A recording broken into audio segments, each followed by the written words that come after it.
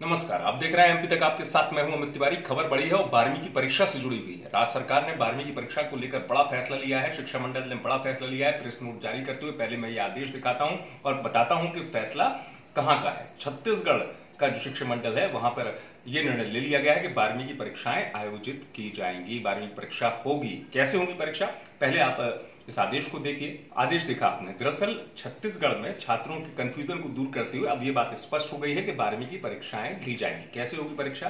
घर से देंगे छात्र परीक्षा। और इस परीक्षा का स्वरूप क्या होगा वो भी मैं आपको बता देता हूं। दरअसल 1 जून से 5 जून के बीच निर्धारित जो सेंटर हैं छात्रों के, वो अधिकांश उनके स्कूल ही होंगे जहां छात्र पढ़ने वाले हैं 12वीं के। वहां से उत्तर पुस्तिका, प्रश्न पत्र छात्रों को कलेक्ट करना है, इकट्ठा करना है और घर से परीक्षा देना है। अब मान लीजिए कि 5 दिन के भीतर देना है। 1 जून को किसी ने लिया अगर पर्चा और उत्तर पुस्तिका तो उसको 6 दिन तक जमा करना है। पहली बात।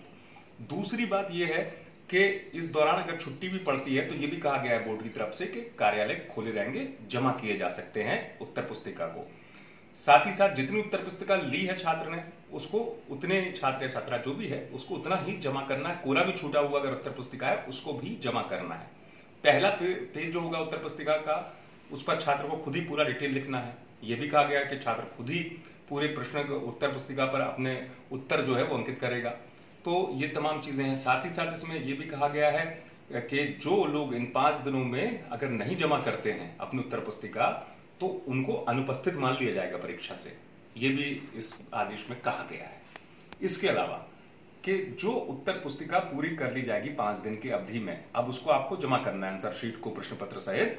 तो जाने के लिए छात्र को या छात्रा को स्वयं ही जाना पड़ेगा। ऐसा नहीं कि डाक या कोरियर से भेज दिया जाएगा।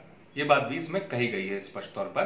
तो इस तरीके से जो मोटी मोटी बातें हैं इन चीजों को ध्यान में रखा जाएगा और इस तरीके से परीक्षा को आयोजित किया जाएगा। करीब आपको बता दूं कि 12वीं की परीक्षा देने वाले 2,71,000 करीब छात्र छत्तीसगढ़ में छात्र छात्राएं जो परीक्षाएं देंगे 12वीं की। इससे पहले संशय था कि परीक्षा होगी या नहीं होगी, किस तरीके से होगा, क्योंकि 10वीं की जब परीक्षा हुई थी उसका तो रिजल्ट भी आ गया छत्तीसगढ़ में, जिसमें 4,61,093 लोगों ने करीब हिस्सा लिया था। और खास बात ये रही कि 10वीं का जब रिजल्ट आया कोई फेल ही नहीं हुआ, क्योंकि इसमें जो छात्रों ने असाइनमेंट जारी अपने जमा किए थे उसके आधार पर मूल्यांकन किया गया था 10वीं में। साथ ही साथ इंटरनल असेसमेंट के आधार पर मार्क्स दिए गए।